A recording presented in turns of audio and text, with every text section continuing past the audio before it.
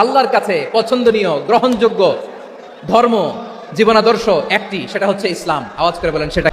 লালমনিরহাটের ভাইরা আওয়াজ করে বলুন, আল্লাহর কাছে মনোনীত ধর্ম একটি, সেটা কি?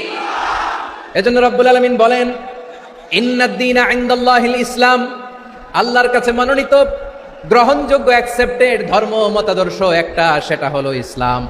ইসলাম ছাড়া অন্য কোনো ধর্ম যদি কেউ তালাশ করে, তার ওই ধর্ম আল্লাহ গ্রহণ করবে না।